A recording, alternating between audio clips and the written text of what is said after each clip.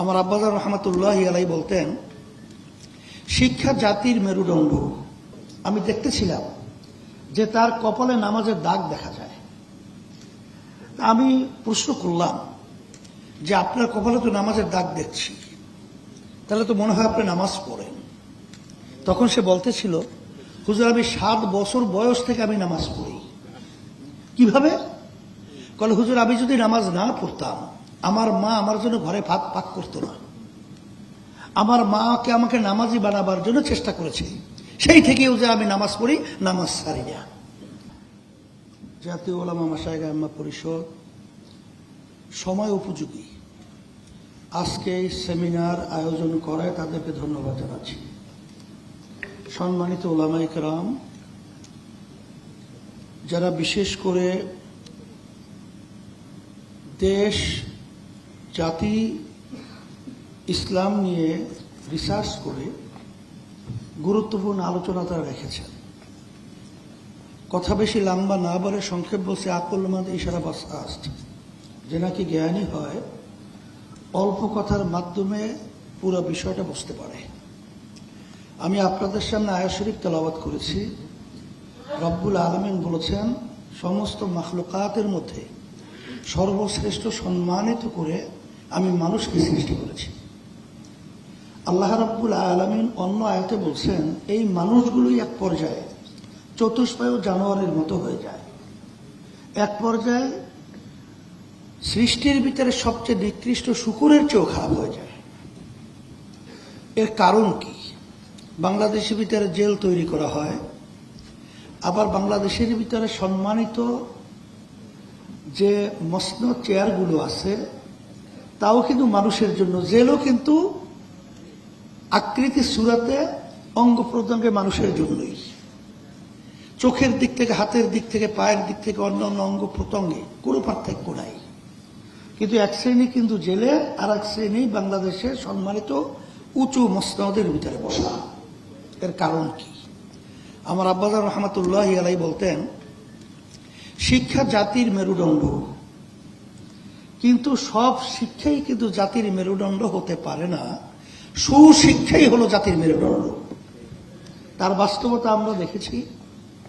বাংলাদেশের ভিতরে উল্লেখযোগ্য শিক্ষাপীঠ ভার্সিটি ঢাকা। সেখানে আপনারা দেখেছেন কিছুদিন আগে ঢাবি ছাত্রদের নির্বাচন হয়েছে। ভিসি কত বড় একটা উচ্চ সম্মানিত পদের দায়িত্বে পালন করে, সেখানে একটা ছাত্র, একটা সংগঠনের ছাত্র দলের সভাপতি, সেই এত বড় সম্মানিত ব্যক্তির সামনে তার আচরণটা, এটা কি বাংলাদেশের কোনো মানুষ এটাকে গ্রহণ করবে ভালো হিসাবে, না খারাপ বলবে?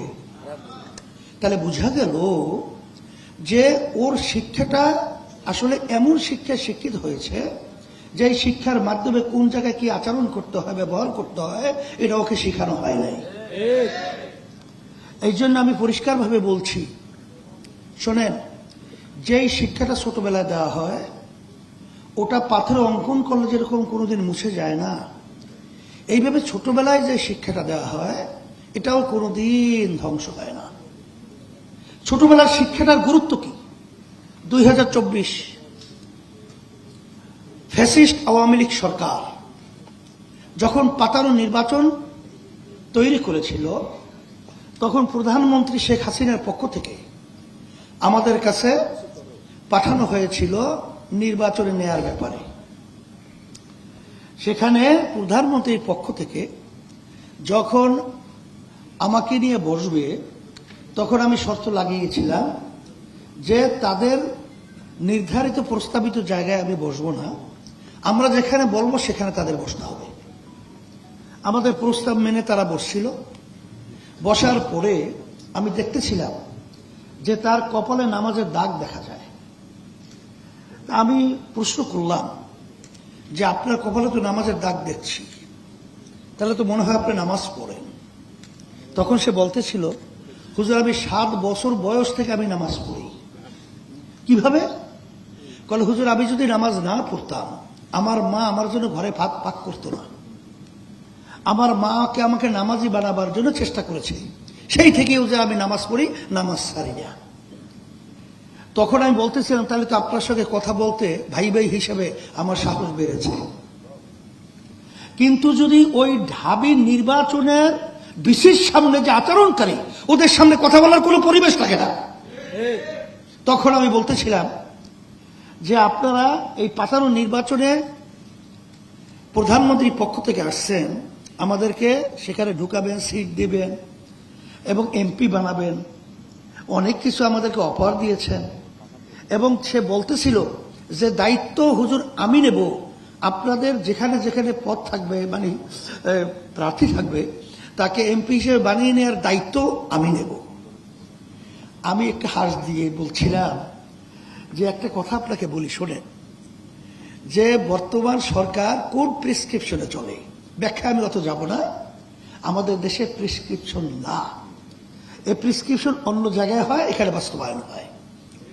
আপনি পরিষ্কার জেনে রাখেন, ইসলামী আন্দোলন বাংলাদেশ প্রতিষ্ঠিত হয়েছে 1987 সাল, অদ্যাবধি পর্যন্ত কোন ফ্যাসিস্ট, কোন চাঁদাবাজ, কোন খুনি, কোন মিথ্যুক জালেম, দেশের টাকা পাচারকারী, তাদের ক্ষমতায় যাওয়ার জন্য সহযোগী ইসলামী আন্দোলন বাংলাদেশ প্রতিষ্ঠা থেকে শুরু করে কখনো হয় নাই।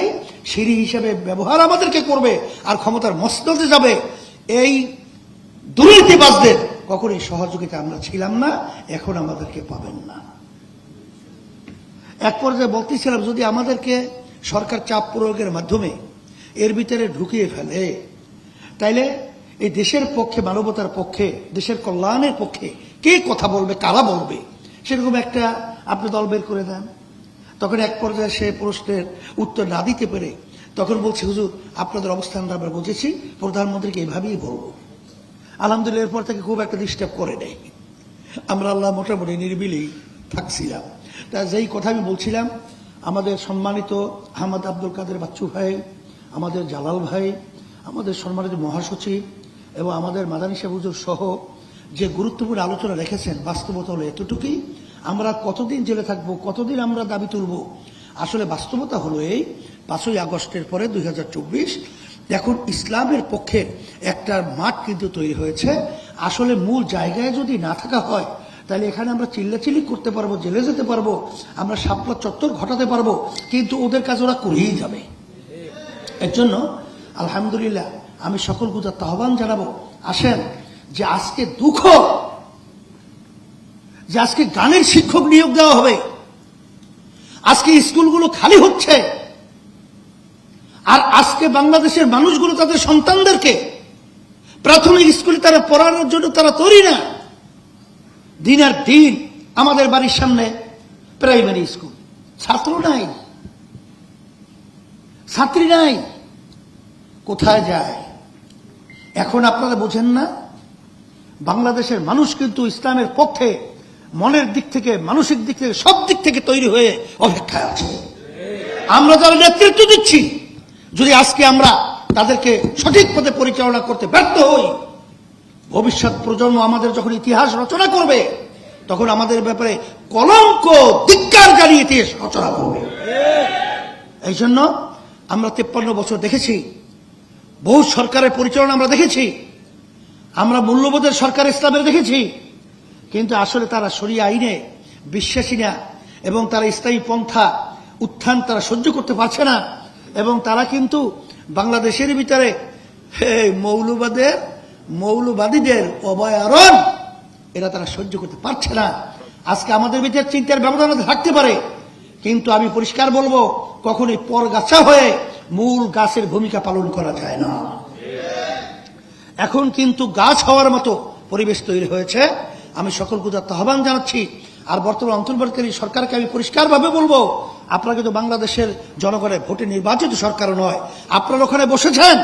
আমি প্রথম দিন ডক্টর ইউনূস সাহেবকে বলেছি যে আপনি যদি দেশ সুন্দর পরিচালনা করতে হয়, তাহলে আপনার বিশেষ করে লক্ষ্য রাখতে হবে যে দেশের মধ্যে শতকরা 92 জনের মধ্যে মুসলমান বসবাস করে, আর এই মুসলমানদের নেতৃত্ব কিন্তু আসলে বাস্তবতা হলো সম্মানিত উলামায়ে কেরাম।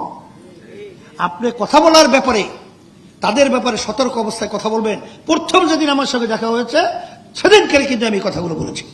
সেই হিসাবে আমি অন্তর্বর্তী সরকারকে বলবো যে পরিষ্কারভাবে আমরা বলছি, ধর্মীয় শিক্ষা ছোটবেলায় আমরা যখন পড়ছিলাম তখন হিন্দুদের শিক্ষক ছিল, আমার মুসলমানদের বাচ্চাদেরকে শিক্ষা দেওয়ার জন্য শিক্ষক ছিল, আমরা পড়েছি, আমরা দেখেছি। কিন্তু আপনি গানের শিক্ষক নিয়োগ দিবেন, কি শিখান, কি করতে চান? এই টাকা তো আমরা কামাই করে ওখানে পাঠাই, আর এই সেই টাকা নিয়ে আমাদের বাচ্চাদেরকে বেয়াদব বানাবেন, উচ্ছৃঙ্খল বানাবেন, চরিত্রহীন বানাবেন। এটা কখনোই আমরা সহ্য করবো না, এর প্রতিবাদ করতে হবে। এবং প্রাথমিক শিক্ষায় আমাদের ধর্মীয় শিক্ষক নিয়োগ দিতে হবে। এটা যদি আপনারা ব্যতিক্রম করেন তাহলে আমাদের বাংলাদেশের জনগণ ইসলাম প্রেমিক, ধর্মপ্রেমিক সবাইকে রাস্তা জানতে বাধ্য। কথা পরিষ্কার। আপনাদের বিশেষ করে উপস্থিত হওয়ার জন্য ধন্যবাদ জানাচ্ছি। আর সম্মানিত ওলামায়ে কেরাম সহ বাংলাদেশের সমস্ত মানুষকে আমরা বিশেষ করে বলবো যে দেশ কিন্তু সুন্দর সাজাবার একটা পরিবেশ তৈরি হয়েছে। আমরা যেন এই সুন্দর পরিবেশকে আমাদের অবহেলায় নষ্ট না হয়, এই উদাত্ত আহ্বান জানাচ্ছি। সাংবাদিক বন্ধুদেরকে আমি বলবো যে আপনারা যেহেতু এই দেশে বসবাস করেন, এই দেশের সন্তান, আমরা যেন আর ফ্যাসিস্ট এবং চাঁদাবাজ এবং যারা নাকি বিদেশে পাচার করে লক্ষ লক্ষ মানুষদেরকে মিথ্যা কেসের মাধ্যমে তাদের সংসার বিলীন করে, এরা যেন আর ক্ষমতা আসতে না পারে। এইভাবে আপনাদের কলম, এইভাবে আপনাদের দায়িত্ব আপনাদের পালন করার জন্য আমি উদাত্ত আহ্বান জানাচ্ছি এবং বিশেষ করে সকলকে ধন্যবাদ জানিয়ে আমার আলোচনা শেষ করছি।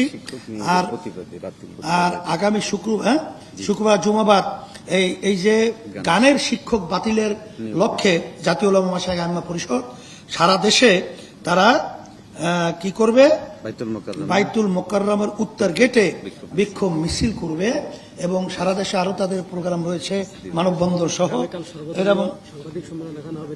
এবং আগামী দিন সর্বদলীয় সাংবাদিক সম্মেলন এখানেই হবে বিকাল 3টায়। আল্লাহ আমাদের এই সেমিনারকে দিনের জন্য, ইসলামের জন্য, মানবতার কল্যাণের জন্য, দেশের কল্যাণের জন্য আল্লাহ কবুল করুন। ربنا آتنا في الدنيا حسنة وفي الآخرة حسنة وقنا عذاب النار برحمتك يا رب العالمين।